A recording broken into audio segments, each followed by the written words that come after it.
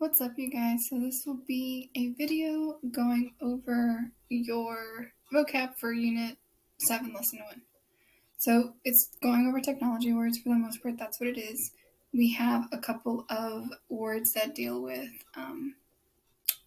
the past tense. So we've been using it for quite some time now. These are just more words that deal with the past tense.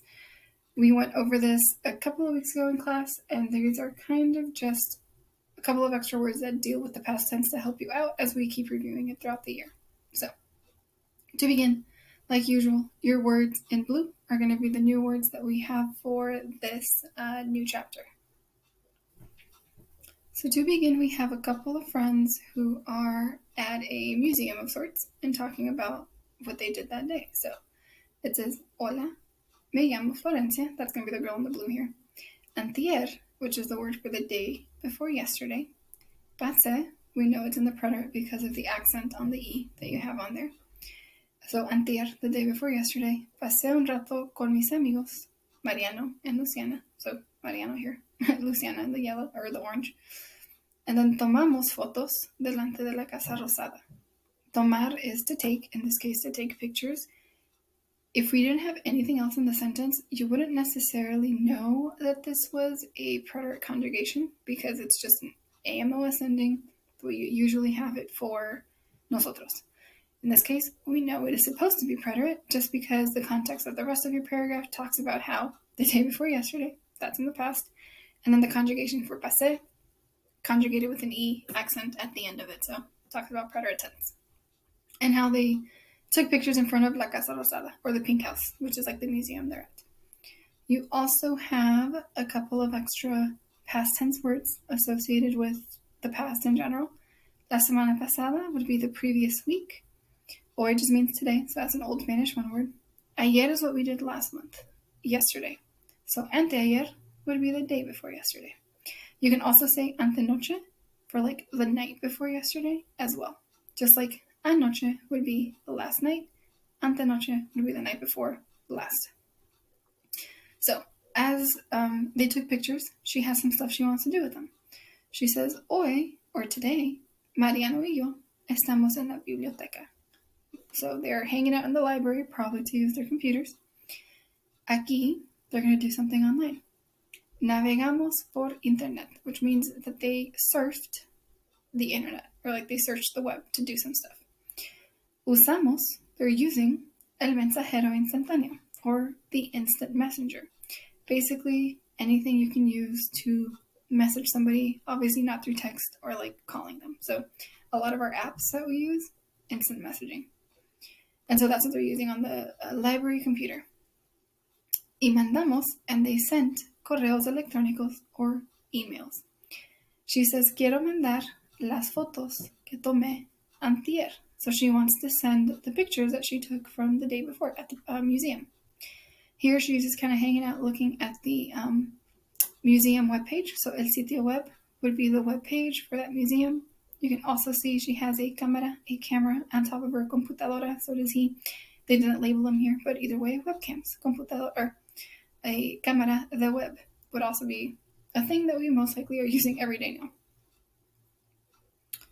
Your second page. Here we have some more of the actual parts of a computer. There are a couple of extra words that I gave you guys personally because we also use them a lot, but this is what the book provides. So she says, es fácil mandarlas, or it's easy to send, in this case, the pictures that she wants to send, y no cuesta nada, and it doesn't cost anything. It's free. Primero, old word, so first, conecto al internet. First, she's going to connect to the internet.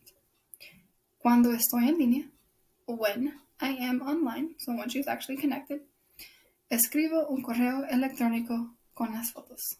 I'm going to write an email, so like a message, with the pictures. You're going to attach them to be able to send. Por fin, or finally, pongo la dirección electrónica de mi amiga, and we'll stop there for right now.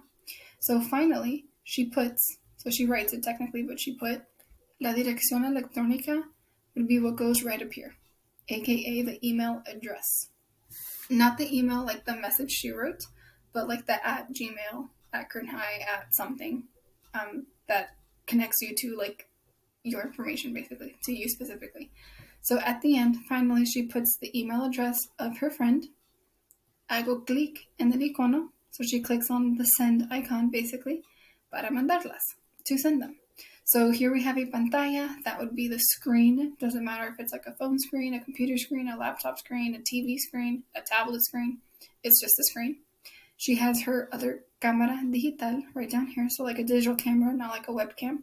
A webcam, you could call it cámara or cámara de web as well. She has a teclado, or the keyboard. It could also be a digital keyboard, like what shows up on like a tablet or a phone for you, but the thing with the letters, basically, keyboard. You have el ratón, a mouse, or if it's a trackpad, like on a laptop or Chromebook. And then the activity you do with it, of course, hacer clic en.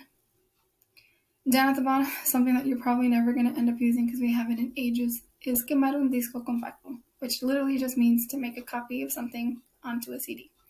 You don't necessarily do this anymore. It is a part of the book. I'm teaching it to you here, but in your real life, you probably have never done it. You have the same type of camera, right? It's a different one. It could be an older one. It could be one of these fancy like DSLR ones, but a camera. And then you have a couple of words that deal with the past. So, el año pasado, last year. Entonces would be like, then I did this, like in the past. Luego, I did that. So just like order of processes. And then más tarde, later on, I did something else. But things that deal with the past. The couple of words that I had were in a PDF that you guys had on your Canvas modules. These are just some words that you don't necessarily need to memorize for a specific like chapter for quizzes or anything, but we are dealing with them, so they're helpful to know because you probably use them more often than you use the stuff the book gave you. Like for wires and chargers and HDMI cables and all that. You have two different versions of speakers. If they are built in, like in a phone, you call them altavoces. If you connect them like to your desktop or something, or like if it's like a Bluetooth situation where you can like play music on it, they would be parlantes. So they're not connected, like they're not ingrained into the actual device you're using. You have audífonos for headphones, a tableta for a tablet, a teléfono celular for a cell phone, aplicaciones for apps, or applications technically, a printer, impresora, parlantes for speakers, like I said, that go on the outside. Sitio web was actually from the book, so I don't need to put that there. Imprimir to print, encender to turn something on. So these are verbs basically. Apagar to turn off. Abrir to open, cerrar to close, like to open a program or an app or to close it, or even your computer. Usar, super old, to use, or textear if you're going to text. But these all deal with tech, mostly things that we are using quite often right now. But these are the only words that are not in the textbook. Some of these are in the textbook, they're just not in this chapter, technically in the textbook, but most of the words that we do have for this one, page 356 and 357. Hopefully that kind of helps you guys figure out some of your tech words that we had for this chapter. All right, I'll see you in class.